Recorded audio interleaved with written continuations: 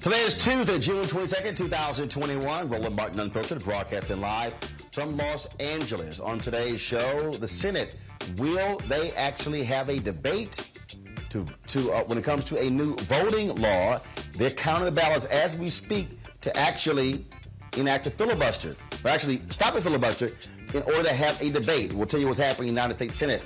Southern Baptists, did they avoid a major issue with the election of the new president? We'll talk with Pastor Dwight McKissick about dealing with the issue of race in the Southern Baptist Convention among a whole lot of MAGA supporters. Also on today's show, the Judiciary Committee talked about powder cocaine and crack cocaine. And of course, you have white supremacist Senator Tom Cotton of Arkansas who says, hey, let's just put people in jail for longer sentences. That's how stupid and idiotic this guy is. Also, Texas Governor Greg Abbott doing more stupid stuff, defunding the legislature because he's petty. Yeah, that's what's going on. Also, on today's show, in our Essence Throwback moment, we will take a look at past interviews with Steve Harvey. Also, in our Black Business segment, we'll talk with a young photographer who started his own business. Y'all, it's time to bring the funk on Roland Martin Unfiltered. Let's go. Whatever the biz, he's on it. Whatever it is, he's got the scoop, the fact, the find. And when it breaks, he's right on time and it's rolling. Best believe he's knowing. Putting it down from sports to news to politics. With entertainment just for kicks, he's rolling. It's on go, y'all. It's Roland Martin, yeah. Rolling with Roland now. He's funk, he's fresh, he's real, the best. You know he's Roland Martin now.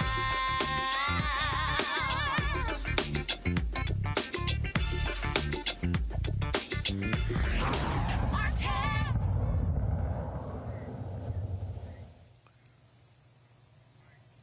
All right, folks, let's go live to the United States Senate where they are holding a vote whether to advance an election and voting bill. Earlier today, West Virginia Senator Joe Manchin said he was going to vote to end the filibuster to do this. Now, Vice President Kamala Harris, she's actually presiding over the United States Senate as we speak, which is, of course, obviously very, very rare. The question, though, is what is Arizona Senator Kristen Sinema going to do? Is she going to end the filibuster to allow this to move forward? So here's the deal. Normally there are 60 votes required to move bills forward. Well, first of all, Republicans, they are not going to vote. You see right there, it is 50-50. So 60 votes needed to end debate unless Democrats vote to end the filibuster. And so let's go live to the Senate right now.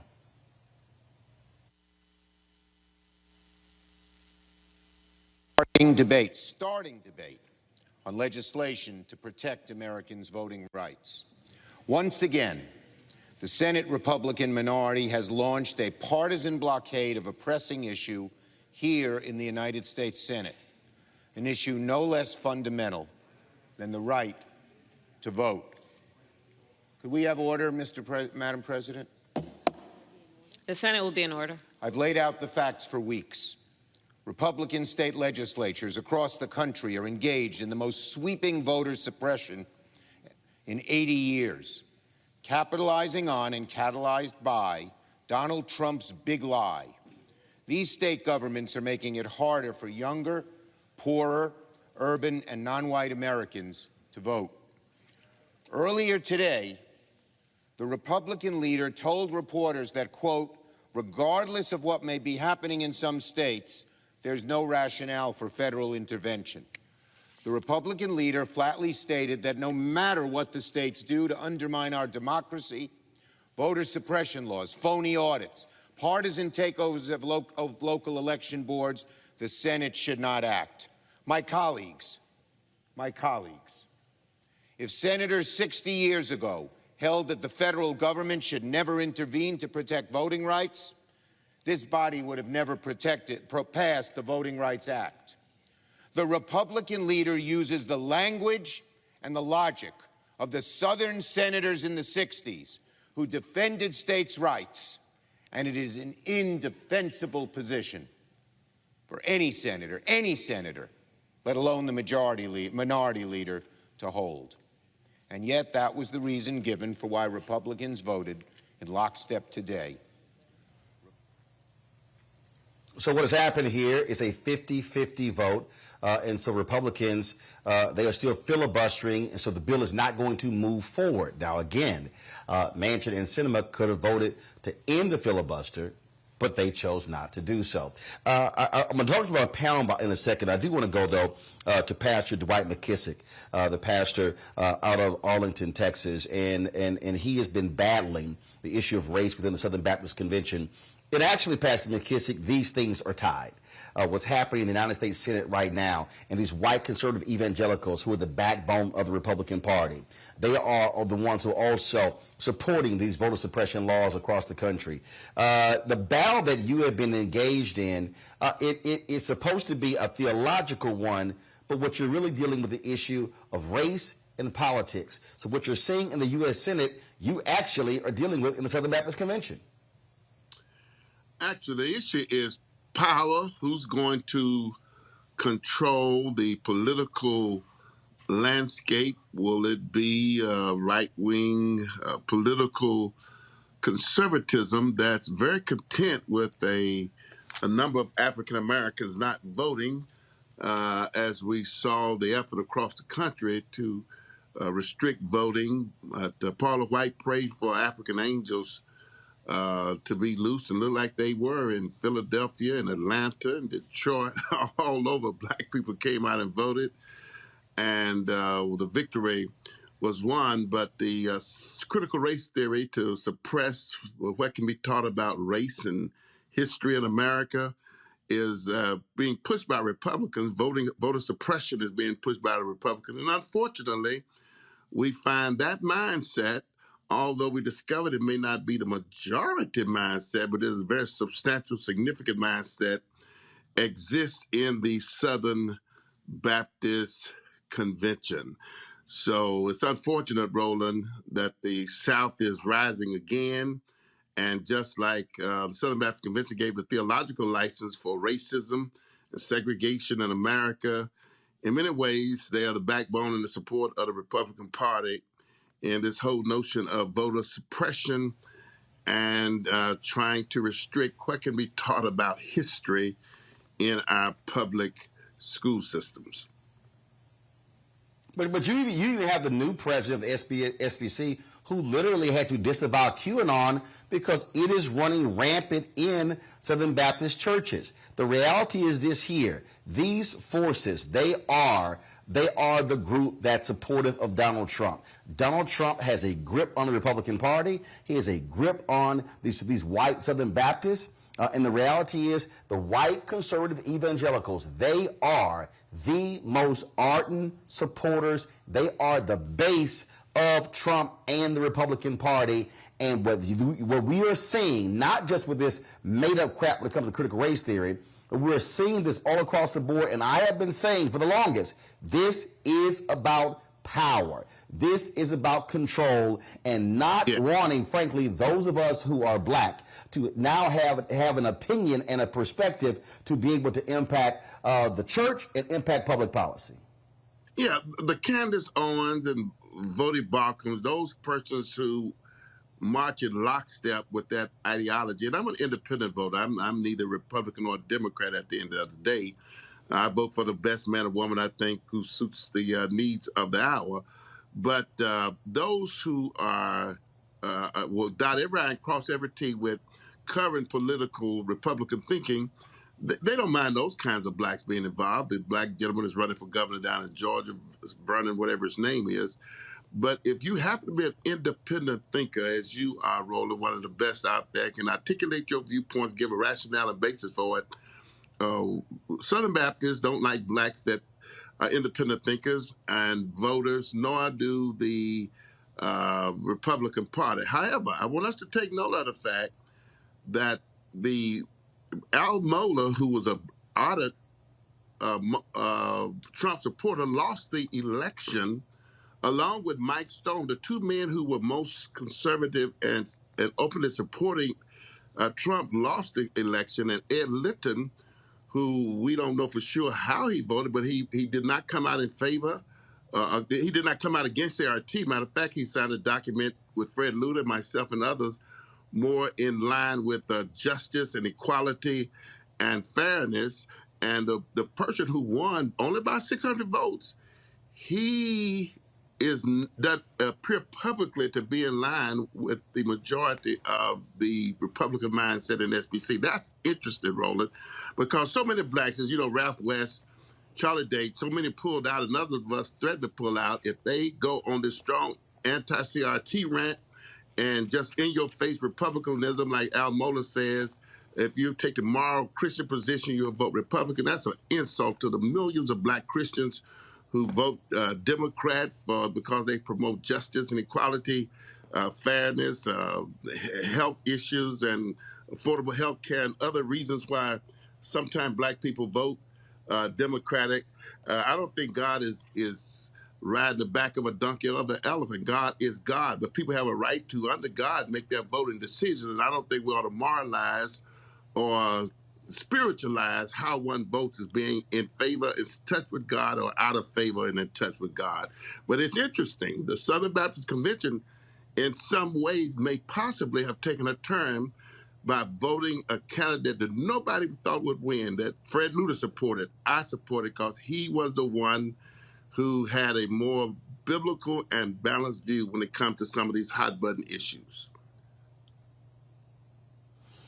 Well, it is certainly interesting times, and I have been warning people this for a long time. What you're seeing white fear run amok. You're seeing it boils down to power, and you know, I got a kick out of Meghan McCain yesterday on The View, calling into question the spirituality of President Joe Biden because he is pro-choice and he's a Catholic, and the U.S. Conference of Bishops, Catholic bishops, passed a resolution. They want to deny communion to any Catholic who supports abortion. And my response to her was simply, hey, but the Catholic Church is also a strong believer against the death penalty. And are they going to deny communion to those who support the death penalty?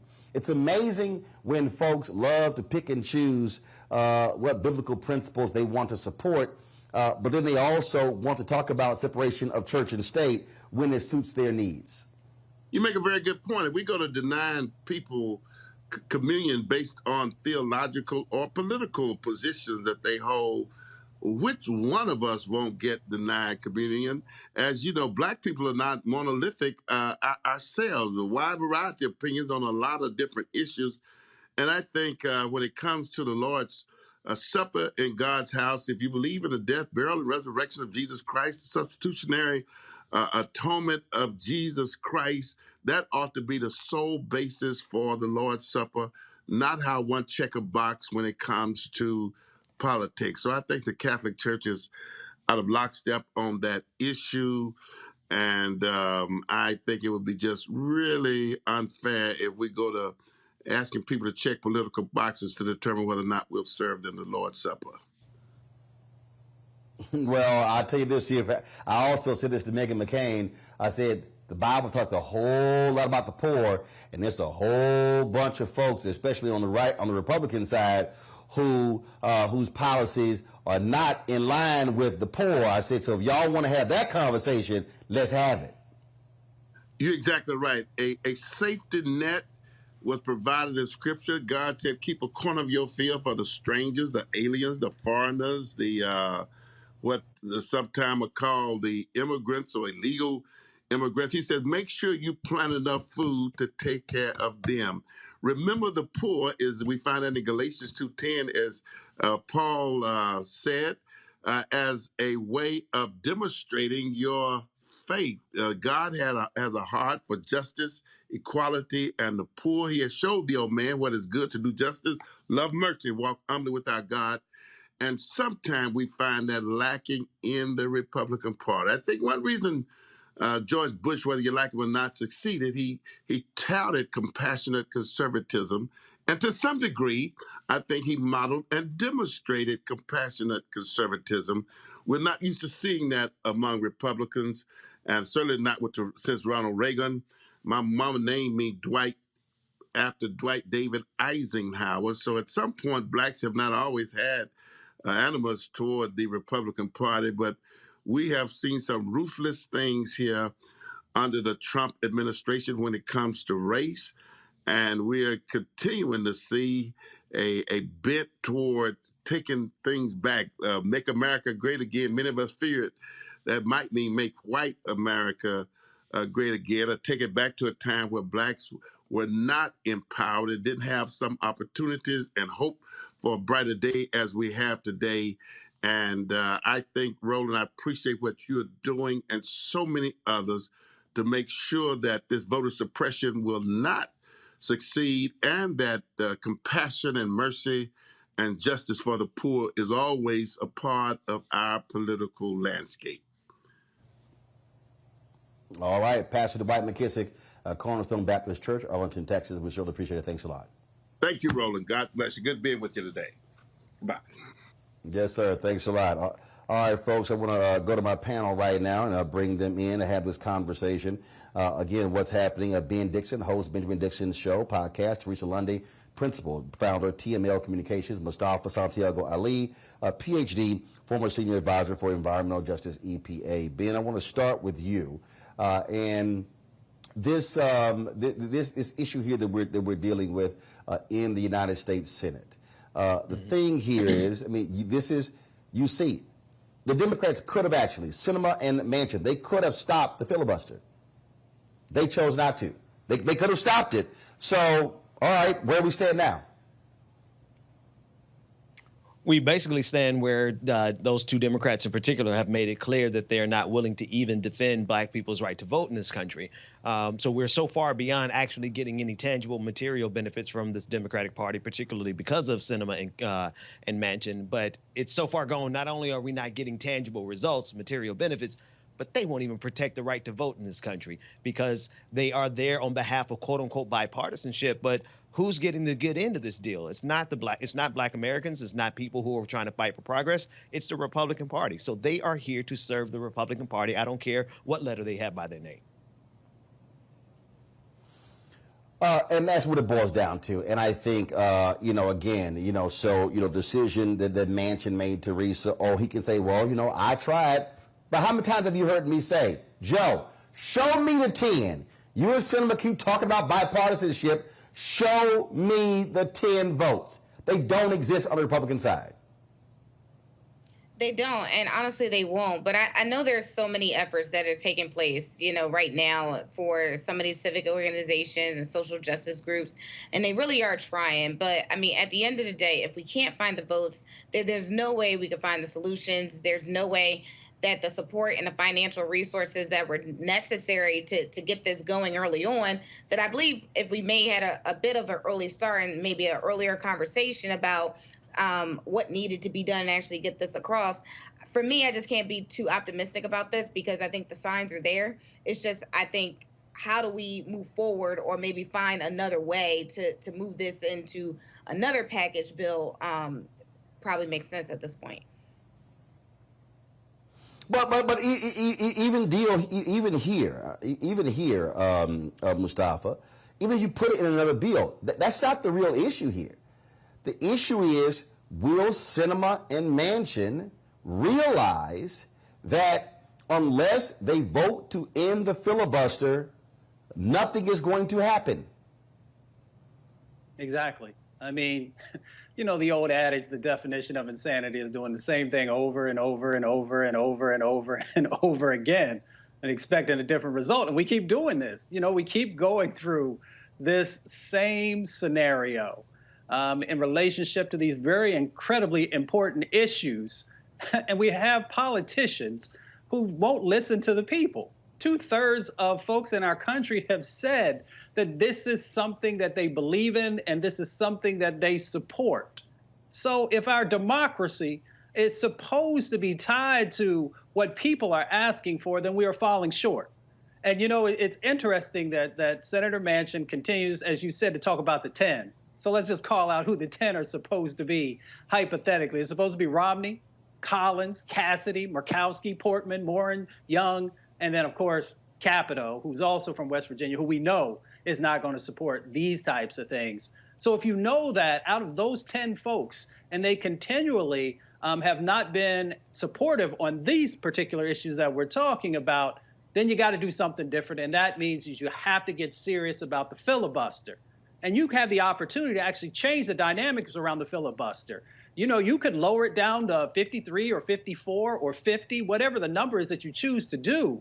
But you've got to make sure that it's realistic, that it is actually going to be able to be utilized in a way that you can actually get these bills passed that are so critically important to the success of our country. And that's what sometimes people fail to realize when we have these conversations.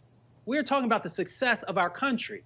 If Black folks and Latinx folks and Indigenous folks and Asian and Pacific Islander folks, and yes, let me call it out, lower wealth white folks, don't have the opportunity to fully participate in the civic process, then you are marginalizing a huge amount of folks who cannot be on the journey and making sure that they have better housing and that the environment is protected and that jobs become a reality in the places and spaces that they're often don't find fertile ground. So it all goes back to this vote, which is so critically important. And that's why Sinema and that's why Manchin and others should be doing the right thing. But of course, we are focused on Sinema and Manchin because they are supposed to be Democrats. They are supposed to care about our folks. And we're not seeing that at the level that's necessary for you to actually put together a strategic plan on how you help the country to actually move from, in many instances, a survival situation to an actual thriving situation. What we are dealing with here, we are dealing literally with a major fundamental assault on democracy. And Ben, for the people out there, and look, I get it. I know there are people who are going to say, but this is why we voted. No, this is also the problem when one person can have that much power. This is also why, let me just go ahead and say it, why white Democrats should have got off their asses and did their job in Kentucky, in Maine, and in Iowa. See, at some point, Black folks are not going to keep playing Batman and Superman and Spider-Man and you know, Captain America coming in and saving these folks. And so had those Democratic candidates actually won in those states, including Cunningham and North Carolina, we're talking right now about a 54-46 majority in the Senate, and then that would lessen the need to depend upon Sinema and Manchin. Yeah, absolutely. One of the things, though, is that the Democratic Party still hasn't learned the lesson that, one, you need to trust Black people. And two, you need to run some progressives. I'm thinking about Charles Booker in Kentucky. Like he did a phenomenal job in the primaries, and he didn't get the win, and neither did the Democratic Party. And so now we're stuck with this divide in the Senate that is so convenient for Democrats. Like I do want to point out, agree with you, Roland, in terms of what white Democratic voters should have done. But also to the extent that the Democratic leadership is using Manchin and Sinema as foils almost the ability to say, oh, well, we can't do it because of these two people. They allow them to play the bad guys while the Democratic leadership is still talking as though they want to get something done. But if they can't whip two senators into shape after all the years that they have on the Hill, what are they even there for? Well, but here's the deal, though. I mean, I get your point, but Teresa, the reality is this here. A senator is essentially like a sovereign nation. You can sit here and try to put pressure on all you want to. They can decide whatever they want to do. Yeah, and I think that's part of the choice of the voter as an individual has to, think about when it comes to election day. So the Democratic Party, I think, has to start making these critical decisions when they, decide to put how many resources to a specific candidate, or thinking about the larger candidate as a whole, because that senator will be able to hold a lot of power. They're able to wield a lot of sway. And honestly, I just don't think it's an individual decision that they have. They are also thinking about a whole other options, I think, that is happening that we're just not seeing as of yet. So there's a reason why there's a stronghold here on this bill, but I also think there is a wider scope here that I think we'll see down the line. Well, the thing here, Mustafa, is this is what happens. We keep saying why elections matter. This thing came down to 50-50 because John Ossoff and Raphael Warnock both won in Georgia. This is why the other states matter. This is why next year the Senate races in Wisconsin, North Carolina, Ohio, Florida, Pennsylvania are going to be critically important, because that could determine the future as to whether or not Republicans either take control of the United States Senate. And also you have the Mark Kelly race in Arizona and Raphael Warnock in Georgia. So you're talking about 6 to 7 Senate races that will determine if Republicans take control of the Senate, which then means Mitch McConnell is back in power, which means no bills are going to get passed, and he's going to control Supreme Court justices. And let's be real clear, if Republicans do take over the United States Senate, I guarantee you Mitch McConnell will, if anything happens with the Supreme Court justice, he will let that position sit vacant for 2 years until the election. He will do it. Exactly. And I'm so glad you called that out. First of all, I agree with everything that Ben and Teresa just said.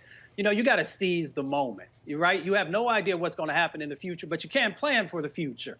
And, you know, a lot of folks have been saying, well, they're a bit resistant into actually doing something around the filibuster, because maybe, you know, when Republicans come back in, that they will then, you know, utilize that and do even more nefarious things than they have already done.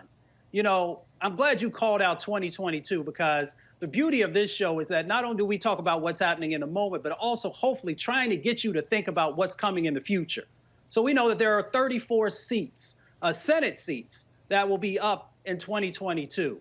20 of those will be Republican seats. 14 of them will be Democratic seats.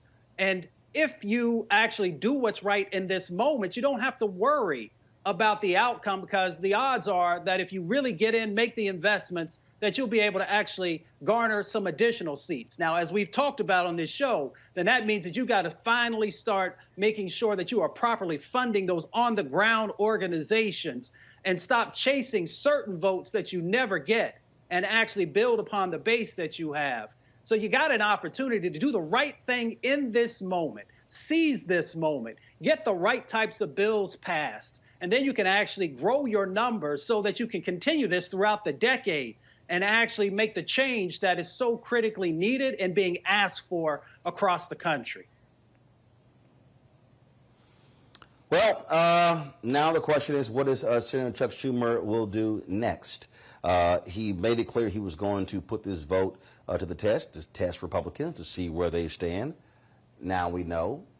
So, Ben, where do we go from here? Where we go from here is we see if they can actually get enough pressure to move something around these voting rights. I mean, this is the whole ball game, Roland. We're really debating over whether or not the Democratic Party is going to be able to secure their own win. This is like politics 101 for them. If their voters can't make it to the polls and their voters can't vote without the suppression tactics by the Republican Party, then the Democratic Party can forget about having any majorities in the foreseeable future. And this is quite the shame. It's a constitutional crisis, quite frankly, because we will be ruled by the tyranny of the minority of the Republican Party, which means the tyranny of the minority of old white conservative people in this country. Teresa, where are we going now? I'm still on the moving forward type of mindset. So I'm focused on special elections right here in Pennsylvania, and I'm also focused that actually needs to be a talking point about how many senators we need to actually move forward so we don't go into this predicament again. So I'm focused on forward, and I'm focused on other states that are willing to put the right senators in the right position so we can make the right decisions at the time we need it the most. Mustafa, where do we go from here?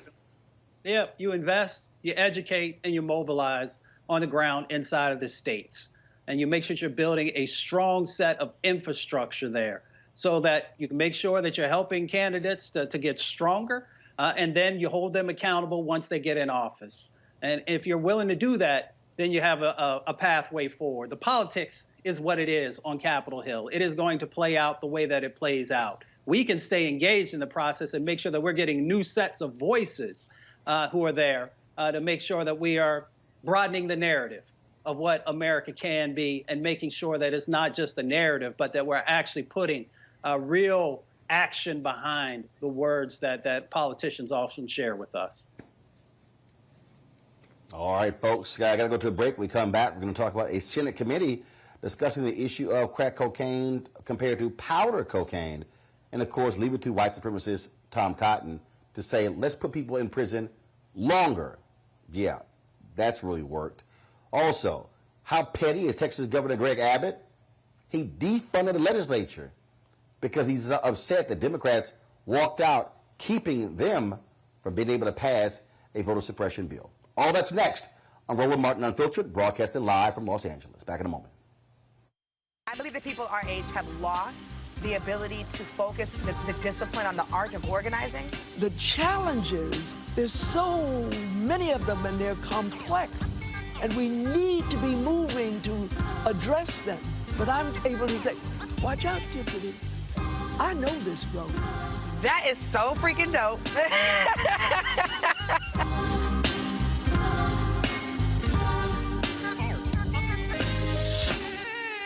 60 years ago, the Freedom Riders rode buses to fight against segregation. They won. And now, as voter suppression is sweeping the country, we're riding out again. Join the blackest bus in America and hundreds of organizations on a week-long freedom ride for voting rights from June 18th to June 26th. Come out to our rallies in New Orleans, Jackson, Birmingham, Nashville, Atlanta, Columbia, Raleigh, Charleston, Richmond, and Washington, D.C.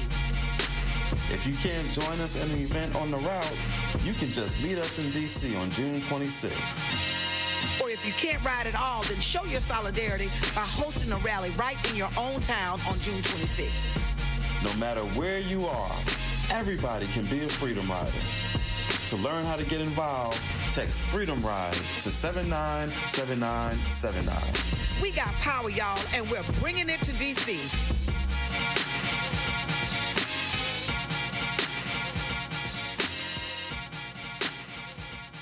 George Floyd's death hopefully put another nail in the coffin of racism. You talk about awakening America. It led to a historic summer of protest.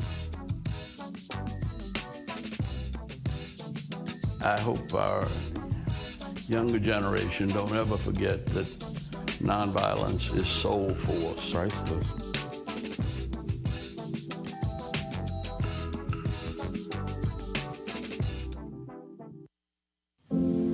I believe that it's movement time again.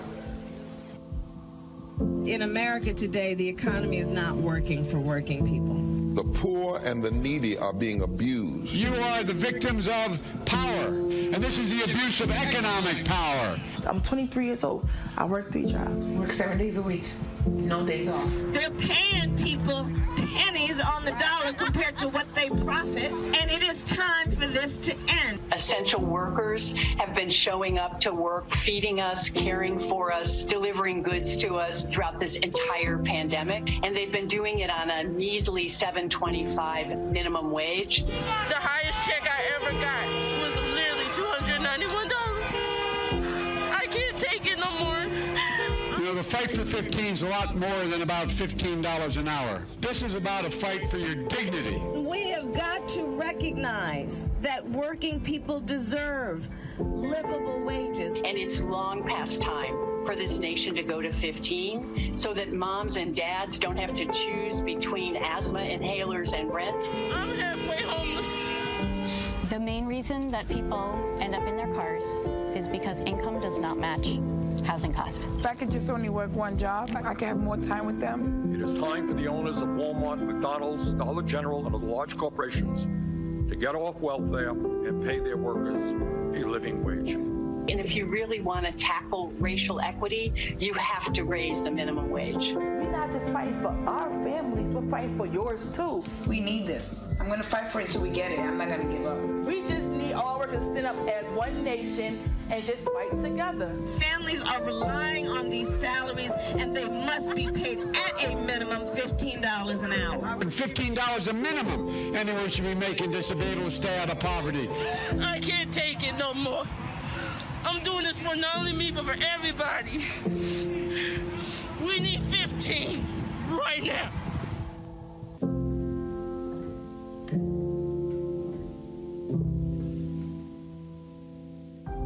I'm proud of the officers I worked with on January 6th. They fought extremely hard. Our worst nightmare really come true, an attack on American democracy right here in the nation's capital. I experienced the most brutal, savage, hand-to-hand combat of my entire life.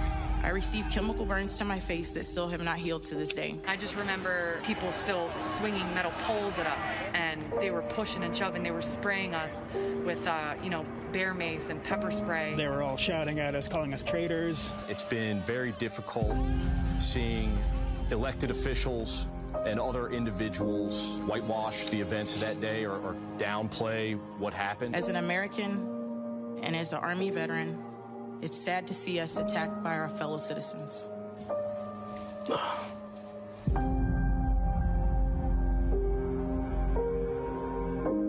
Midas Touch is responsible for the content of this advertising.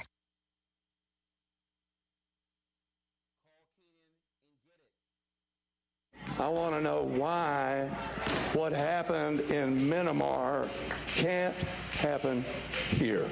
No reason. I mean, it should happen here. No reason. Right? That's right. America has crossed a line. The Republican Party believes in ending the American experiment, led by a man obsessed with power and money, who will say and do anything to seize control again. This election was rigged. To punish those who oppose him. His followers don't just disagree with us. They've got something worse in mind. We know what national populism and authoritarianism lead to. Every time. That's what this is all about. That's why we will never compromise with this evil. We will never step back from the line because we believe in America.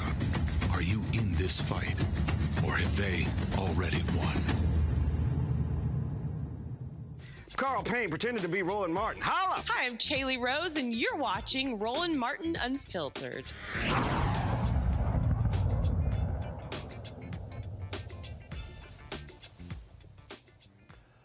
Well, Texas Governor Greg Abbott is kind of petty. He actually vetoed a bill funding the Texas legislature because he's mad that Democrats walked out. This is what he said. Funding should not be provided for those who quit their job early, leaving their state with unfinished business and exposing taxpayers to higher costs for an additional legislative session. I therefore object to and disapprove of these appropriations. Texas state lawmakers are paid $600 a month with an additional $221 per diem every day the legislature is in session. Well, this is real simple, Teresa. If you don't pass a voter suppression bill without any Democratic support, then they wouldn't have walked out. So guess what, Greg Abbott? Suck it. Okay. Ben? I'm sorry, I didn't mean to interrupt with my laughter, but yeah, no, they can suck it. Yeah, that's it. I agree. Was it me or Teresa? I'm sorry. Actually, I said Teresa, but Teresa obviously is a flummox because it's like he's sucking on his thumb. Says y'all not gonna sit here. I'm not gonna fund y'all. Like a big ass baby. Mustafa. I mean, come on, Governor Abbott, he got so many different issues that are going on in the state of Texas that he's not been on the job about. I mean, he still doesn't want to get behind the impacts that are happening from the climate crisis. He still hasn't been able to address the food justice issues that are going on in the state of Texas. He still has been resistant to the opportunities that exist around a clean economy that would create new jobs for folks there in Texas. He still has a significant issue that's going on around housing and transportation. And he also has representation from his state who goes to Mexico in the middle of an emergency. So if he wants to talk about folks not showing up, maybe he should have a conversation with Senator Cruz, who decided to take a little siesta, or more than a siesta. You know, he wanted to take a little vacay and go on down to Mexico and hang out for a while. So the reality is, you know, if Governor Abbott is serious about change, he's got plenty that he can focus on. And the first part he should start on is making sure that these restrictive, Jim Crow-ish types of actions that they've been passing and putting in place no longer move forward. That would show real leadership. Here's the thing. How about you focus on the power grid in Texas, Ben? How about that? Absolutely. And that's what, Mustafa, what you were getting to is that the top of the priority for them, for the Republican Party, is to suppress votes, not to take care of their constituents, not even to save lives. They're perfectly okay with instituting policies and practices that are going to get more people still killed from COVID-19. That if any policy they want to implement, they've shown that they want to do more harm than good. That said, we're dealing with a crisis situation of leadership here, and there are so many things that need to be taken care of, but they are so focused on stopping black people from voting that is the number one thing on their list, and they know exactly what they're doing. And this is the part about the Democratic Party that absolutely drives me crazy. You're not going to be able to give the Republican Party an epiphany. They are never going to wake up one morning and become good people. They are not. Govern yourselves accordingly. Teresa, have you recovered the comment? Yes, I've recovered. Listen, I think there has been some serious issues that obviously is going on in Texas, but I think if they decide to get on the same page, the one thing I probably do say with Republicans, they are very consistent. Once they are focused on an issue, they battle it on probably like 20 different angles. So obviously voter suppression is one of them, and it's probably going to continue to be the top bar of their conversation. So I think we all should just be looking out for their new tactics that'll be coming in the near future. Oh, yeah. There'll be new tactics, no doubt, because they are not at all happy with what Democrats did. All right, y'all, the Biden administration is endorsing a new bill to end the discriminatory disparity in sentences between crack and powder cocaine. The Equal Act, being sponsored by Senator Majority Whip Dick Durbin, New Jersey Senator Cory Booker, and Ohio Senator Rob Portman, eliminates sentencing differences for cocaine and crack users. The bill also allows people who were convicted or sentenced for a federal cocaine offense an opportunity to be resentenced. During today's hearing, Senator Durbin asked Regina LaBelle, the White House Office of National Drug Control Policy Acting Director, whether there's any scientific rationality to reducing the unequal prison terms tied to the different forms of cocaine. Acting Director LaBelle, from a scientific perspective, is there any rational justification for reducing the sentencing disparity?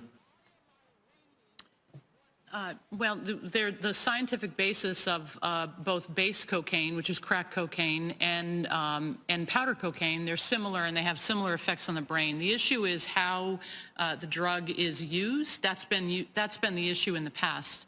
But really, the drugs themselves, the form of the drug is essentially the same. I don't know if this illustration will be effective or not. First, this is flour. And this is an indication of the amount of powder cocaine that would result in the sentencing for this weighted amount of crack cocaine, 100 to 1. 18 to 1, I'm sorry, 18 to 1, which is an indication that if there's no science between the difference, the sentencing is dramatically different. I think that is the simple, direct point we're trying to make at this hearing. Well, folks, you can always leave it to the white nationalist Senator Tom Cotton of Arkansas to weigh in. You want to see what this fool actually tweeted? It's unbelievable. He actually said, he literally tweeted this: crack and powder cocaine both kill thousands every year, but penalties for selling each aren't the same. My bill increases penalties for criminals trafficking powder cocaine to ensure fairness in sentencing without granting early release to drug traffickers. I mean, everybody else understands how this should be going, Mustafa. But this is the same guy who a few years ago, who opposed the First Step Act, who actually said, we're not putting enough people in prison. That's who you're dealing with here with Tom Cotton of Arkansas. Yeah, I mean, Senator Cotton, you know, his last name tells you everything you need to know, but you know his track record. He has never been in support of anything that benefits folks of colors. And he also knows, Senator Cotton is a bright man. I'm not going to say that he's a smart man. He knows that racism has driven the penalties that are associated with crack cocaine. Crack cocaine is cheaper. And so therefore, folks who have limited income and who are medicating, trying to escape their situation, utilize that. Wealthier folks have been able to afford powder cocaine. And that primarily has been the drug of choice for white folks. So he knows the dynamics that are going there. He also understands that there is a disparity and discrepancy in who will be able to have the legal representation to actually fight the cases that are against them. So he knows that Black and Latin folks are probably not going to be able to utilize the legal system to be able to fight and shorten their sentences. And he knows that Black folks, he knows that white folks will be able to. So that's the dynamic that's going on. We have to just be very clear, and we have to call it out. And we have to strip the racism out of the legal system. And this is one of those prime examples of where it was utilized to actually break up families, to strip wealth away from families, because locking folks up for decades upon decades upon decades is another way that you take wealth out of Black and brown communities. And of course, as I said before, it's a way that you also break up families, which also ties into wealth. So he knows exactly what's going on, and that's why we have to call it out. And that's exactly what we're seeing. And my bottom line here is, I mean, you know, Ben, I mean, Senator Tom Cotton has replaced Jeff Sessions as being the hard ass in the Senate. Let's just throw him in jail, throw him in, lock him up, throw away the key. And even other Republicans are going, no, that's kind of like not what we should be doing. Yeah, there's no dictatorship that Tom Cotton doesn't like. There's no authoritarian state or police state that he's not a fan of. And this is right up his alley. He thinks he can play on the resentment complex that a lot of people have and say, oh, well, yeah, that's the right solution. Let's penalize wealthy people more, when in reality, what Mustafa outlined is actually what's going to happen. White folks ain't going to go to jail for this. For tougher sentencing for cocaine. They've been able to get away with it for generations, for decades. They're not going to stop getting away with it now all of a sudden because the system is going to go harder on white people or cocaine in this case. The fact of the matter is the Black people and poor people are going to bear the brunt of this. And he knows this, and that's exactly what he wants, because there is no authoritarian state that he does not approve of. Indeed, that's exactly what's going on here, and so it's just laughable. It's continually laughable, Teresa, which is why you cannot trust these folks when it comes to these positions. I'm going to do this here. I want to go live to the United States Senate real quick, so let's go right ahead. Let me see what's happening there as they continue the conversation with regards to the need for a voting bill. That upon the use or yielding back of that time, the Senate vote on the bill with no intervening action or debate. Is there objection? Madam President. The senator from Rhode Island. Thank you, Madam President. And let me thank my colleague from New York for her work to move this issue forward.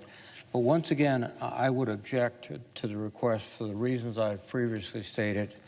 And in addition, Madam President, today the ranking member of the committee, Senator Inhofe, released the written views of each member of the Joint Chiefs of Staff, which he had requested on Senator Gillibrand's proposed legislation.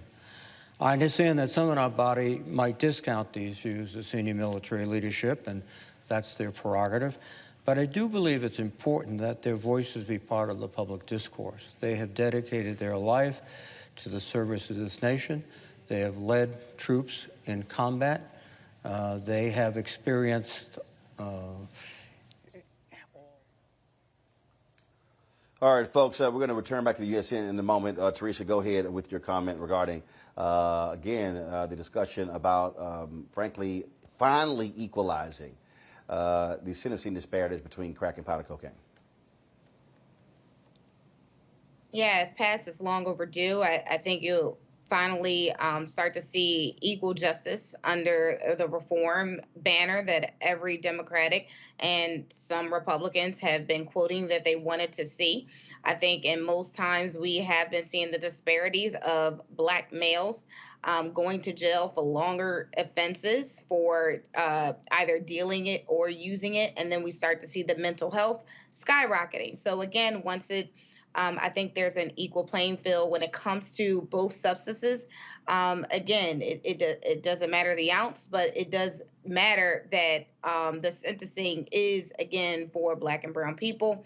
And I think for Senator Cotton, to be a Harvard law graduate, I'm always looking at their education anytime they are elected, because it makes me wonder how these people are passing graduate school or law school with this type of mindset when we can't see clearly the disparity that is happening here in our country.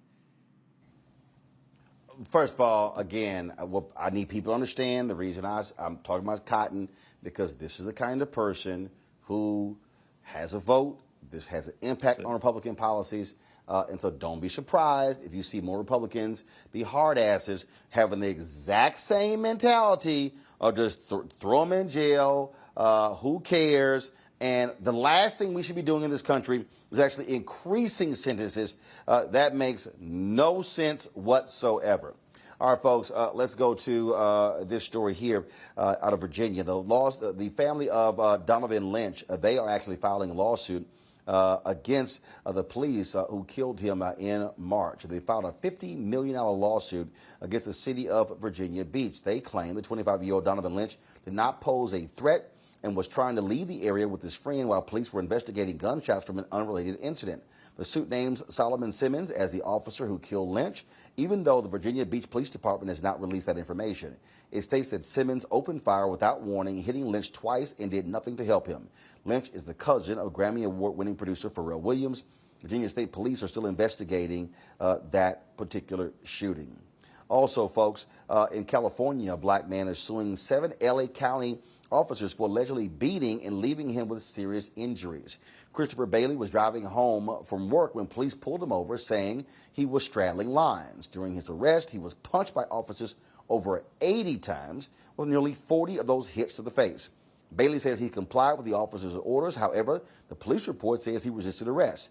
Those 3 felony counts of resisting arrest have been dropped. The beating left Bailey without vision in his left eye, fractured bones in his face, and a few missing teeth. His civil rights lawsuit demands that 7 officers be fired and criminally charged. Okay, so I'm curious here. If he was resisting arrest, I don't think charges would be dropped, Teresa. Don't think so. Which tells me that sound like some cops lied, and if there was body camera footage, he didn't back up the lie. Again, while reforms in the police system has to take place. So we got to have this body camera footage on. We got to make sure that people are keeping their video cameras on. But obviously, there has been some malicious activity that has been going on with the police department, and everybody's story when it's time to put the report together has been skewed. So it's unfortunate, another Black man is being brutalized by the police department, of which they are supposed to be here to protect and serve. But yet it seems like officers are once again taking out their aggression on someone else that does not look like them because they did not heed their word. First of all, show that photo again. I mean, Ben, really? First of all, it takes 7 of y'all to pull a dude over for straddling lines, and this is how he ends up. Somebody lying, and I don't think it's him. Certainly not. Roland, we have paid barbarians in our communities who are roaming the communities, looking for opportunities to express their latent insecurities about whatever lack of power they have in their personal lives. and they express it with the force of law, with the badge, and with the gun. And far too often, black men in particular, but black people generally speaking, become the victims of this suppressed insecurity about their lack of achievement in their lives. And so they take that latent anger and they place it on the backs of black people in this country, and it ends up with us getting pictures like this, where this man's face is brutalized because of some cop. That's all. Look, we keep saying Mustafa, until these cops pay personally, you're going to see this here. I'm sorry. That photo should not be the end result of being pulled over for straddling the lines. It's a photo that we see time and time again. You know, we're seeing them for decades. You know, we continue to see these same types of actions. And, you know, they didn't pull somebody over because they just robbed a bank and they had a gun. They didn't pull somebody over because of rape. They didn't pull somebody over because of murder. They said they pulled somebody over who was coming home from work because they were straddling a line. So when does the 7 police officers show up in the mix for this? And where is that 1 or 2 other officers who say, hold up, fellas, you know, this is unnecessary? 1, why did we pull him over? 2, why we got him outside of his car? 3, why are we whooping his ass? Excuse my language. And we've got to stop this dynamic. And how does this dynamic start? 1, by making sure that we have stronger laws that hold people accountable for these types of actions. 2, as you mentioned before, that we make sure that we stop funding these types of entities and organizations that can't pass any type of review. So we got to make sure there's stronger reviews. And that's where the Department of Justice has to come in to make sure that we're actually taking a strong look at these types of folks. And then then the other thing is that you got to stop, if the case is, because I don't know the history of these officers, allowing people to continue to police who have records, if that is the case, of these types of actions inside of our community, and stop folks from being able to move from one district to the next district or from one state to the next state. So if we start to do some of those actions, we can start to minimize this. But the main part of it is that we can't continue to hire people who don't see us as human, who don't feel that we have any basic rights. And then they continue to do these types of actions and get away with it, or there's the wink and the nod, or the folks who are in the hierarchy of the police departments don't come down on them in the way that they should. So I hope that at this moment that the officers are not being, I hope that they are on unpaid leave and not paid leave, because that also begins to reinforce bad behavior. Folks, also here in California, in San Bernardino, authorities investigating video footage of a deputy kicking a man in the head during an arrest. Willie Jones failed to stop for a traffic violation, prompting a police chase. According to authorities, Jones, who was riding his motorcycle, abandoned his bike and continued on foot. When Jones tried to hide behind cars in a parking lot, an officer eventually finds him and arrests him. Watch this.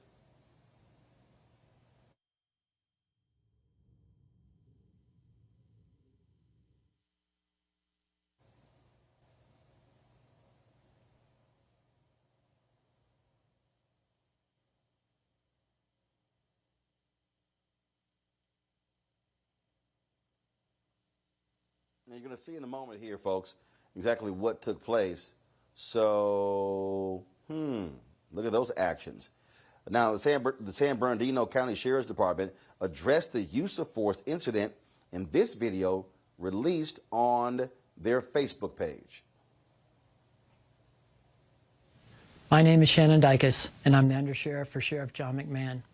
I want to ensure the citizens of San Bernardino County, the sheriff and I are aware of the alarming video depicting a deputy kicking a suspect. This video came to our attention after a Victorville watch commander was contacted by the security company that monitors the parking lot where this incident occurred. The watch commander reviewed the video and immediately determined the deputy's actions were disturbing. The watch commander notified the commander of the station. I want to ensure our community that it is our expectation that deputies respond to any incident professionally and in a manner that's consistent with their training. We know the community's trust is the platform which enables us to do our jobs. The deputy involved in this incident was immediately taken off duty and placed on administrative leave. A criminal investigation is being conducted.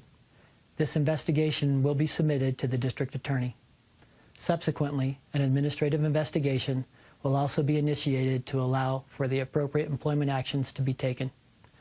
It's unfortunate when incidents like these occur because it causes turmoil within our communities and equally amongst our deputies who pride themselves on providing professional service. We take these matters seriously and want to assure you that a thorough investigation will be conducted. I guess what's so disturbing about this, Teresa, is that it was a surveillance camera that caught it, and it was called in. That camera wasn't there, unless that cop was wearing a body camera. Hey, it was his word against the cop's word.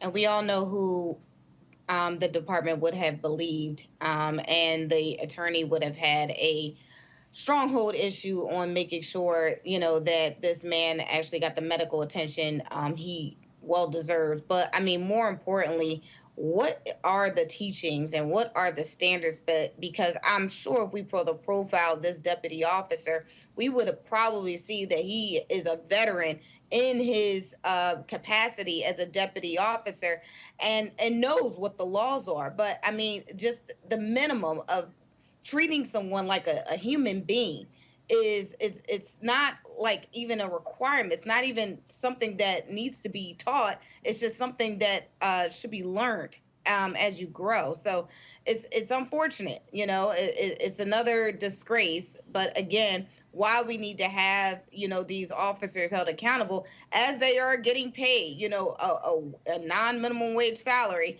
but a high-paying salary to protect us and not beat us.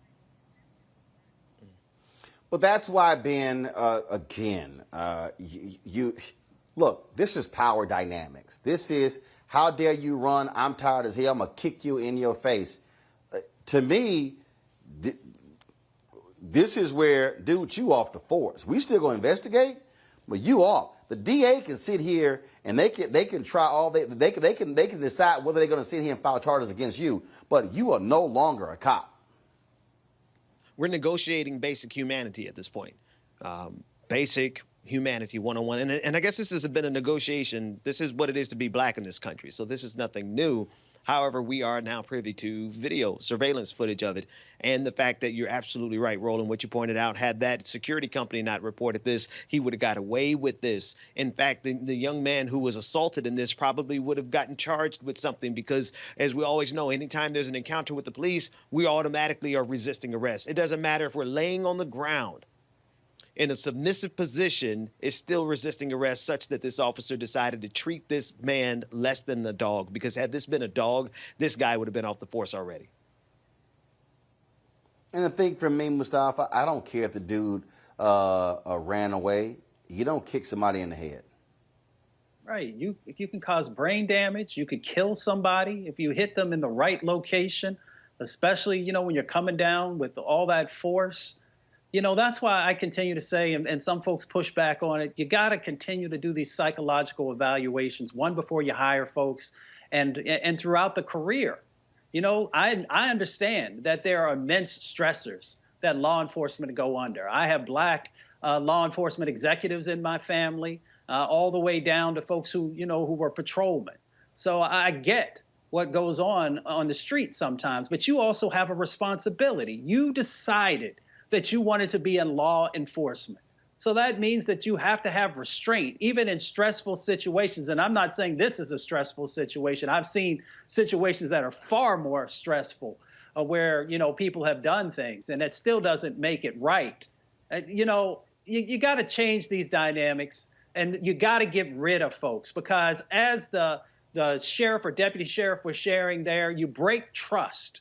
And when you break trust with a community, it takes a huge amount of time and effort to rebuild that trust. And when folks see these types of actions, it reinforces that negative vision that far too many people have of the police, especially far too many people of color, because it is the reality that people have to deal with.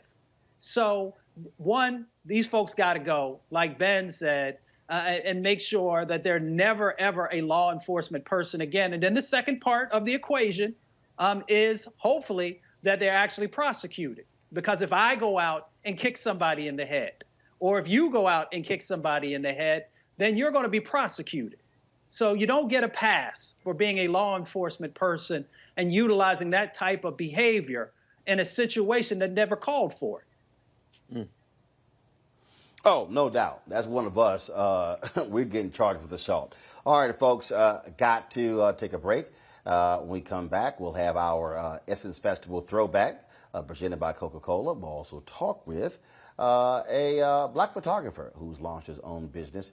That's, of course, for our marketplace segment where we feature black-owned businesses every single Tuesday. And, of course, I'm broadcasting live in Los Angeles because tomorrow we will be live streaming the memorial service for comedian Paul Mooney taking place. This will be a special time tomorrow. We're not going to be live from 6 to 8. We're going to be live beginning at 4 p.m. Eastern for the 3-hour memorial service. They literally just sent me the lineup.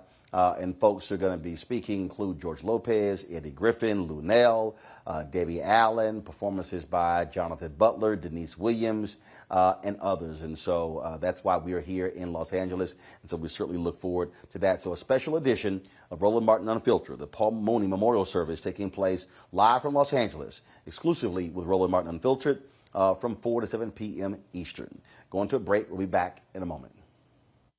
White supremacy ain't just about hurting black folk. Right. We got to deal with it. It's injustice. It's wrong. I do feel like in this generation, we've got to do more around being intentional in resolving conflict. You and I have always agreed. Yeah. But we agree on the big piece. Yeah. Our conflict is not about destruction. Conflict's going to happen.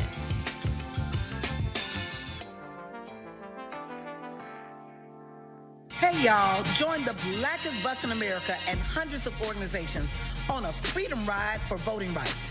From June 18th to June 26th, join our caravan for rallies in cities and states from Louisiana to Virginia. And on June 26th, you can join us in Washington, D.C. or host a voting rights event in your own city. To learn how to get involved, text Freedom Ride to 797979. Before Till's murder, we saw struggle for civil rights as something grown-ups did. I feel that the generations before us have offered a lot of instruction. Organizing is really one of the only things that gives me the sanity and makes me feel purposeful. When Emmett Till was murdered, yeah, that's what attracted our attention.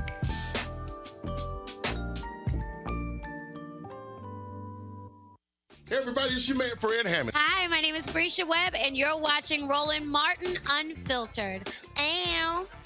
Well, I like a nice filter usually, but we can be unfiltered.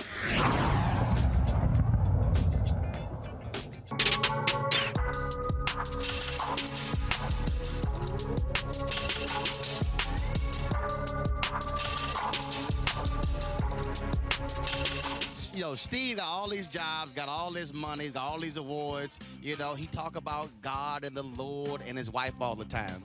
So he was over here talking, and his wife was there, and I knew it was his wife, so I walked up behind her and gave her a kiss on the cheek. The projects in Steve came out in about 10 seconds, because he was like, I'm hearing some kissing over here. Who the hell is kissing my wife? Well, Roland, you leaned into it and you was doing it just to aggravate me, and I heard it out my ear, and I went, okay, man, I don't know who this brother is, but Essence is about to be different. And I spun, and it was the ignorant Roland Martin messing with me. But hey, man, you know how I feel about that girl. So it was quite interesting, and I had to apologize because the CEO of Essence was standing right there, and me and Roland almost turned the festival out. It would have been quite different. Now, speaking of turn the festival out, we also are always on our pocket square game. Always. Now, I got to give Roland credit. We always battling each other for the different looks. Pocket squares are something we kind of specialize in. We try to make it. This is topping the game right now. This I've never seen. I will be stealing this look soon as I find the people from out of this country that he bought this stuff from, and I get a proper email, I'll be sending to China or wherever he bought Japan or Yugoslavia, wherever they made this, and I will be looking. That is hot. I got to give it to you. That's the best pocket square I've ever seen. Now, last piece. Steve is a big golfer. I'm a big golfer. So when we going to have this golfing brothers thing? See, Roland, you're trying to talk me into something that you've been doing a lot longer than I. See, you've been playing golf since college. I took it as my PE at Texas A&M in '87. See, right there, I picked up golf after Tiger won the Masters. And then I bought a set of clubs and played with a custom set of clubs for 5 years without a lesson. I can't tell you the bad stuff I've ingrained into this swing. I just now started going over the top. I just cut that out. So, and I'm playing good though. I'm playing good for me. Well, what's your best score? 77. That'll never happen here. Well, Rodney Green is working with him. He's our good friend as well. But 77. I'm gonna tell you right now, I'm taking a full page ad out in the USA Today.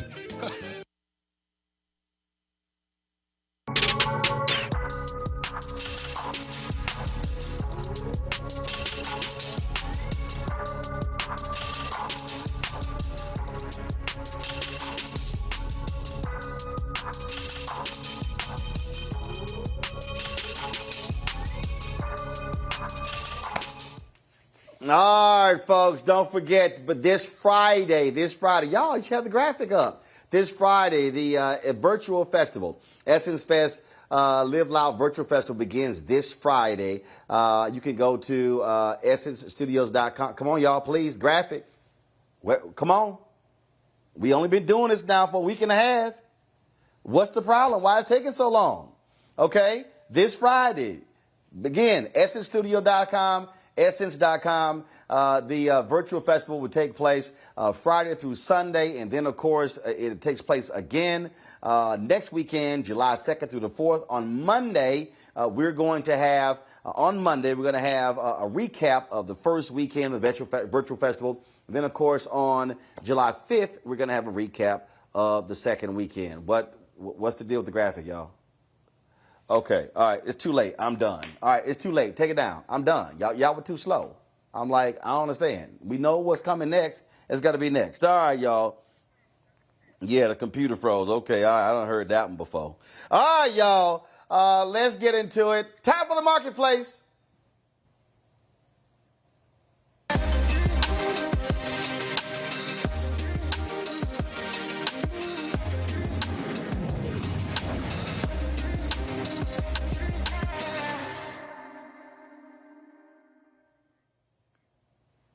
All right, my next guest started shooting video at 12, taking photos at 14, and then, of course, at 16, had shot his first portrait. Now, 18, owns his own photo studio in Lafayette, Louisiana. Welcome to the show, Cameron Thayard. Cameron, how you doing? I'm doing good, and you? Doing great. So tell us about your photography studio. Are you only shooting folks there in Lafayette, or are you doing work across the country? Yeah, so the past few weeks, I graduated from high school, and I also opened my own photography studio. When I turned 18, I found a building while I was shooting senior portraits out in the community, and I had a vision for opening up a photography studio, and a few months later, we were able to host my grand opening and my graduation celebration all at the same time. I'm currently doing local shoots, and I'm open to doing shoots across the state and around the country. So, yeah. And what type of work? What type of photography work? Yes, I do senior portraits. I do fashion photography. I do event photography, families, engagements, anything that you can think of. I probably do it. So, in terms of obviously, starting your own business, that had to be a little daunting as opposed to just taking photos on the side. Look, getting office space, having that monthly rent, all those things, that's real. Yes. I've been blessed to have a great support system with my family. They've supported me throughout the whole entire process. Having mentors mentor me has been great. They've helped me along the way. Questions? All right, questions from a couple of our panelists. We'll start with Teresa Lundy. She owns her own business. Teresa, any questions for Cameron? Hey, Cameron. One, congratulations on your success. I actually have someone on my team who probably started out around your age into the photography business. So what can you give as an advice for new up-and-coming photography individuals that want to start their business? I would say to new photographers is to just continue to learn. I started off, I wasn't that great, just started off trial and error, doing shoots, continuing to learn, learning on YouTube, getting inspiration from other photographers, and just continuing to better yourselves. Don't stay stagnant where you are, continue to learn. Thank you. Mustafa? Yeah, Cameron, congratulations on everything that you've been able to accomplish so far. I'm curious who your inspirations are. I know that I've always been a big fan of Carrie Weems and Gordon Parks and some of those other names. I'm curious, who's your inspiration?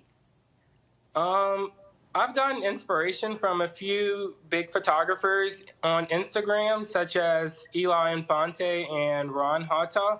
I've actually had them share my work before. They were really impressed with what I was doing, and they shared it on their Instagram, and that gave me quite a few followers from there, and yeah.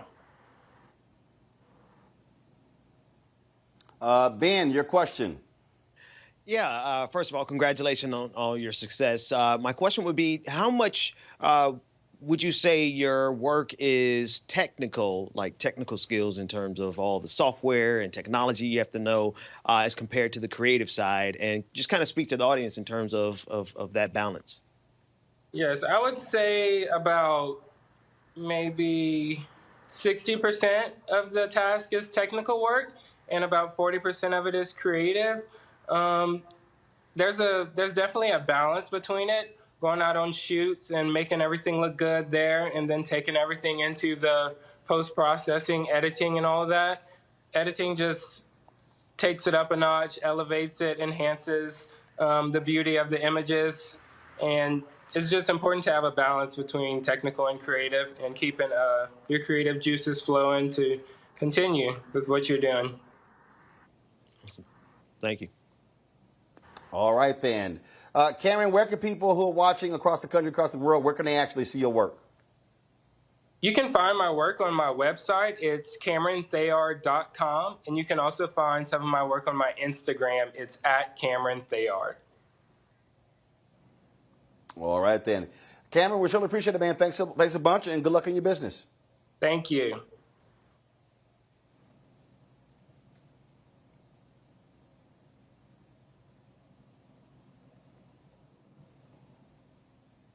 All right, Cameron, thank you so very much there.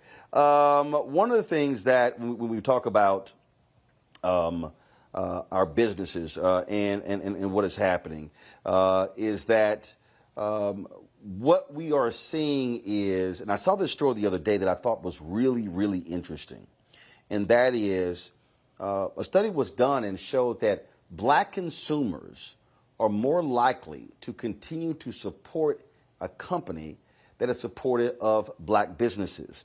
I saw that story, Mustafa, and it was interesting because we're in this moment and in this space where people are very conscious about being intentional with their choices. And I think that's what's something that's really, really important. When I saw that story, it really just jumped out at me, and I was like, wow. I mean, that's a pretty interesting thing, to the point where they actually would even pay more if they knew it was a black-owned business.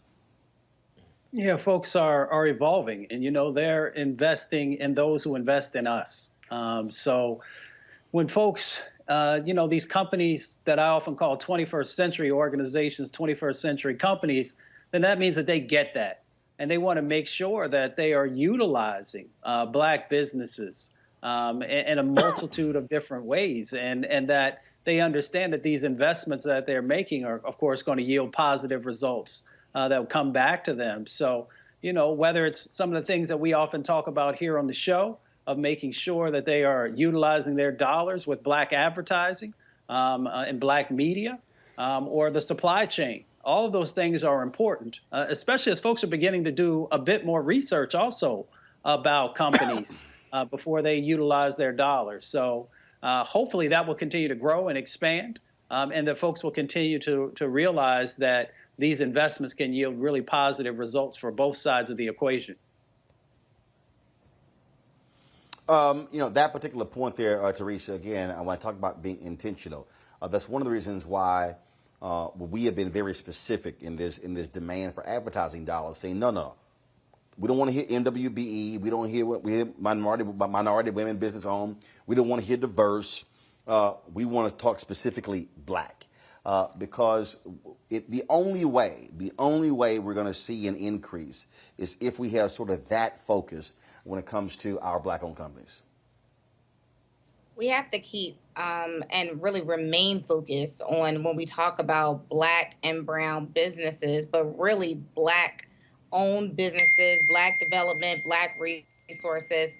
So I think when, some of the government agencies are looking to contract with these Black businesses, I think there is a lot to say when you have a Black-owned business who's probably been in business for 20 and 30 years, and then they still have to get their certification papers to bid for a government-related contract, and because they're not part of their certification process, they'll already be out the bid. So I think we just need to be really conscious about what we're doing in order to make sure Black and brown businesses are still in the midst of some of these conversations, but also open the door for many opportunities. But the thing that we have to understand, Benjamin, again, is the precarious situation Black-owned businesses are in. Back in February, a Federal Reserve study showed that 77% of Black owners said their financial condition was fair or poor. Mm-hmm. And that's the thing.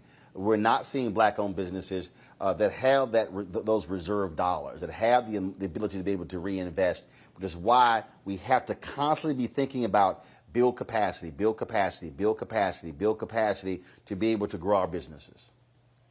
A lot of Black businesses are honestly struggling in the sense that it's difficult to pull yourself up by your bootstraps in this country, especially when you have been systemically left out of the capital that has been available to so many people in this country. And as a result, you have a lot of Black businesses that are trying to make ends meet as well as break through the glass ceiling, so to speak, to get some actual prosperity. And so that's why you see so many small businesses, Black businesses that only have one employee. Well, they're still trying to make some magic happen with just one employee. And so we see that without an influx of money from the government, from investors, from capital, you're going to see a lot of Black businesses stay in these situations because we're literally trying to pull ourselves up by the bootstrap, oftentimes without staff and oftentimes without capital, and we still manage to make and create amazing content. All right. Well, again, that's why we have our segment, The Marketplace, because it's all about supporting those Black-owned businesses. I do got to ask y'all this here. There's a hospital in Houston that has made it clear that if you want to work at that hospital, then you've got to be vaccinated. Now you've got so this was just dropped today. 153 employees who refused to get COVID-19 vaccine shots have resigned or been fired. Ben, should hospitals be making it mandatory that if you want to work there, you must get a COVID vaccine shot? Yes or no? Yes. I can expound, but I think that should just be the bottom line. Yeah. Go ahead. No, go ahead. No, go ahead. I mean, it should be the bottom line. People's lives are at risk here, and to be playing these games like politics is one thing. If we allow ignorance and stupidity and selective and convenient truths to take root in politics, can we please keep it out of the hospitals? Let's do what we know the science is best for everyone in the circumstances to make sure that everybody in that hospital is vaccinated. So yes. Teresa. I'm sorry, I missed the first part. Is this for a vaccination for who? A business? No. A hospital in Houston has required that their employees be vaccinated. Well, as of today, 153 employees have either been fired or resigned for refusing to take a COVID vaccine shot. Should the hospital make that mandatory for people who work at the hospital? I'm in the middle. I think they should separate the wards. I think there should be an East ward that should probably say vaccination. The other one says no vaccination. And here's why. Because I'm fully vaccinated, but there are some people that have a lot of challenges, but I don't think they should be going on unemployment because they have issues with some of the challenges for vaccination. I do know that they are, these doctors and representatives are assisting workers, but hold on 1 second. Teresa, hold on. When you say challenges with vaccinations, what do you mean? What do you mean by challenges? What does that mean? Well, there's a reason why some people are just not getting vaccinated. So there's some challenges why they just choose not to receive the vaccine.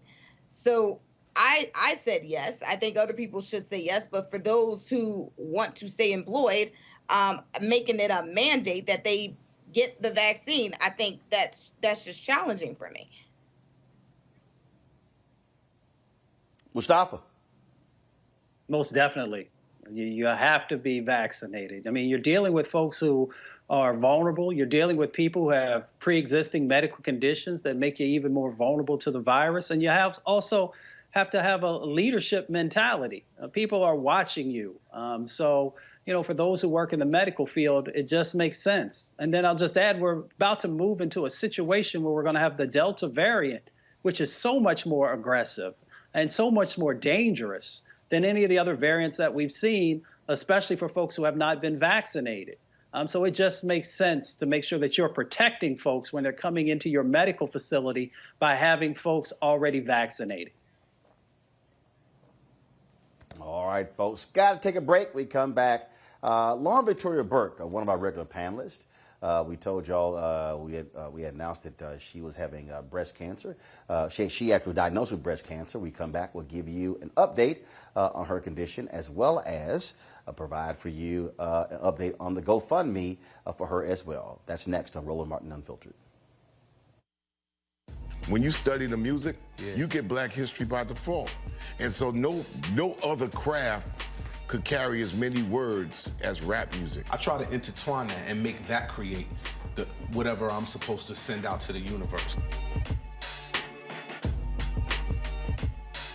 A rapper, for the longest period of time has gone through phases. I love the word. I hate what it's become, and to this generation, the way they visualize it. Its narrative kind of has gotten away and spun away from, I guess, the ascension of Black people.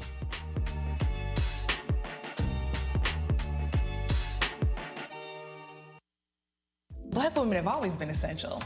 So now how are you going to pay us like that? And it's not just the salary. I mean, there are a whole number of issues that have to support us as women. Yeah, but that's what we deserve. That we shouldn't have to beg anybody for that.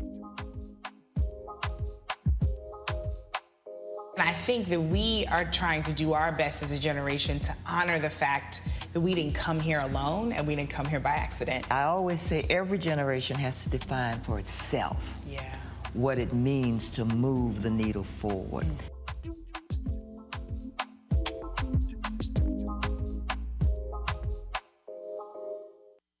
Hi, I'm Kim Burrell. Hi, I'm Carl Payne. Hey everybody, this is Sherry Shepherd. You're watching Roland Martin Unfiltered.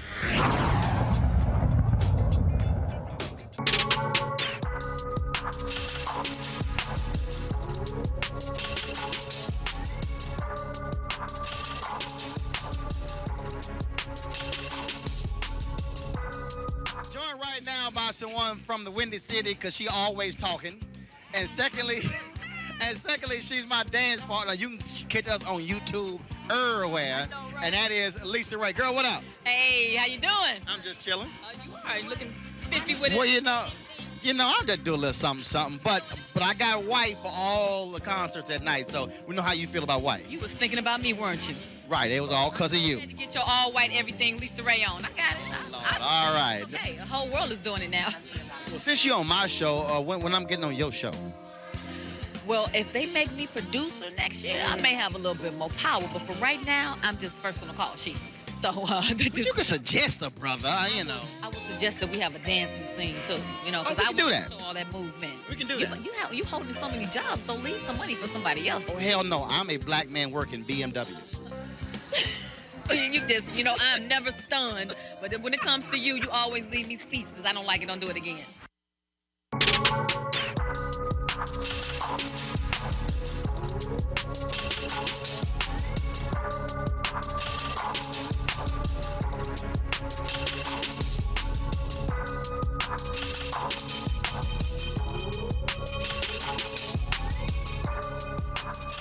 One of my favorite Essence Festival moments. All right, y'all, this Friday, the virtual Essence Fest takes place.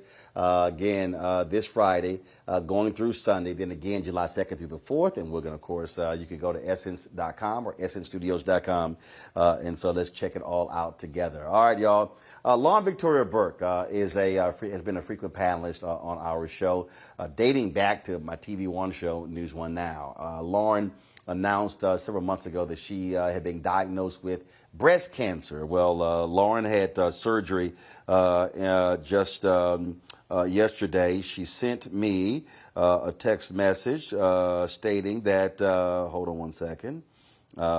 She said, give me one second. She had the surgery. They kept her overnight.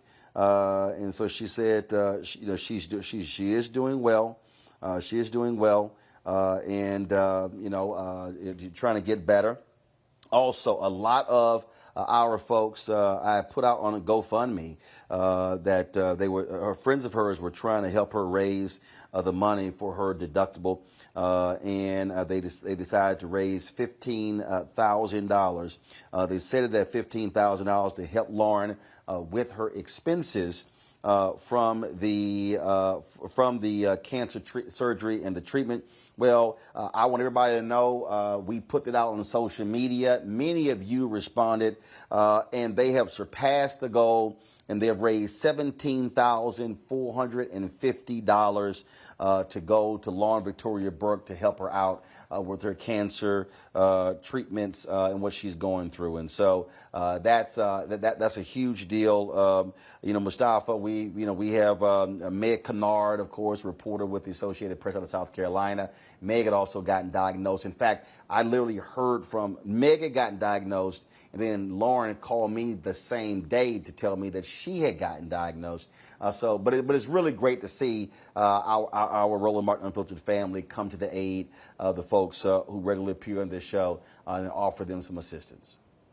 Well, we love Lauren, and we uplift her in prayer, but we got to match those prayers with dollars, and that's what community is about. Not one person has to carry the whole weight. We come together as a family and make sure that we're investing in each other. And we know that breast cancer is just ravishing Black women and women in total, but we know that there are certain types of breast cancer that is harder on our community, and that's why community is so important, and coming together and supporting each other and letting folks know that you have time to heal, and while you're healing, we'll make sure that the dollars are there to support you.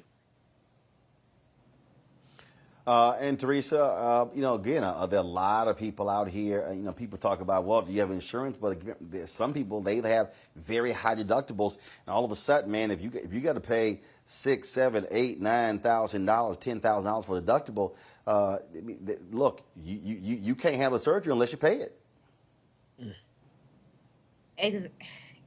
Exactly, and that's part of the hardship when we talk about healthcare and why it matters. And Lauren, I look at her, she's under 40, dealing with the same issues that my mother dealt with, 2-time cancer survivor, and the hardship that it not only puts on the individual, but it puts on the family that have to raise the money. I remember also well about raising the money to make sure that once you get out of surgery and while you're in it, that somebody is paying the bills. So actually, I didn't know about this tweet, but I'll make sure I send some funding her way. I met Lauren on your show. She is phenomenal at what she does and who she is.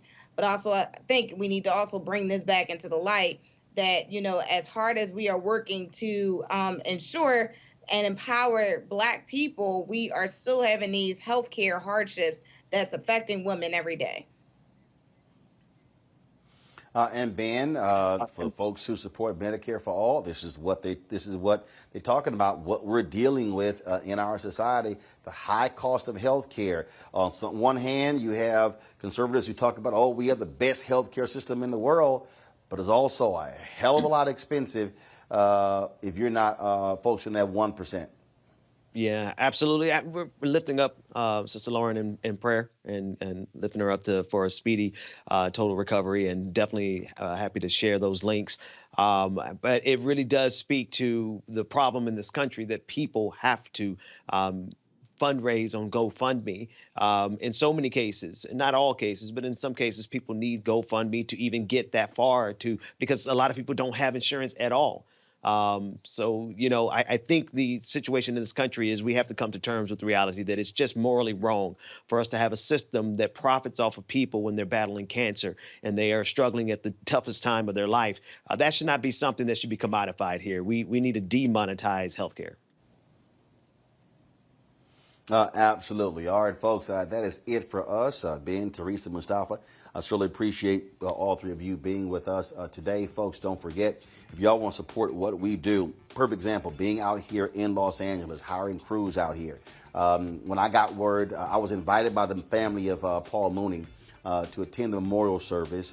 When he passed away, I got the first call and broke the news of his passing. And I said, well, hey, are you guys going to be, live streaming this or going to be broadcasting it? They said no. I said, well, look, we'll come out and we'll actually live stream it so folks all across the country and the world could actually view the memorial service for Paul Mooney. So it's going to take place tomorrow at the Roosevelt Hotel. We will be live tomorrow, pre-show at 3:30 p.m. Eastern, and then, of course, at 4 p.m. Eastern, the program will begin. It's going to be a 3-hour program. A number of people are scheduled to speak. Like I said, I got an email just moments ago with the actual run of show of all the folks who are going to be speaking and singing at the memorial service. Again, as I look here, comedian Bill Burr, George Lopez, Joey Kamen, singer Denise Williams, Eddie Griffin, Lou Nell. You have Shaka Khan, Debbie Allen, Jonathan Butler, Cassandra Williams, the Mooney family, and then, of course, Denise Williams will be singing a couple of songs. And so there'll be other videos that are coming through as well. And so Bill Hammond of Hammond Entertainment is putting this whole thing together. And so we talked, and so we're going to be live streaming that. And so we're thankful that the Mooney family is allowing us to do that. So that's why we're here in Los Angeles. So we ask that you support what we do by joining our Bring the Funk fan club. Literally, your dollars make it possible for us to be able to travel around the country, cover stories like this that nobody else is doing. Nobody else is going to be there covering this memorial service like we are. So please join our. So when you give to us via Cash App, Venmo, when you send those money orders and checks, when you're able to support us via Zelle and PayPal, this is what it goes to. And so Cash App, $RM Unfiltered, PayPal.me/R Martin Unfiltered, Venmo.com/RM Unfiltered. Zelle is Roland at RolandSMartin.com, Roland at RolandMartinUnfiltered.com. And so we certainly appreciate it. Thank you so very much.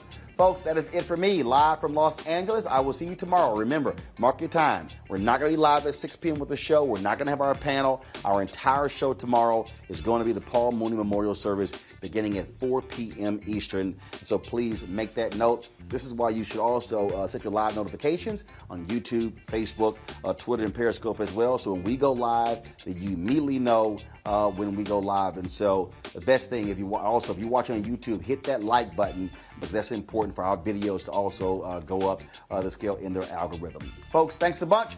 I shall see you guys tomorrow, 4 p.m. Eastern, right here in Los Angeles, California. Hi!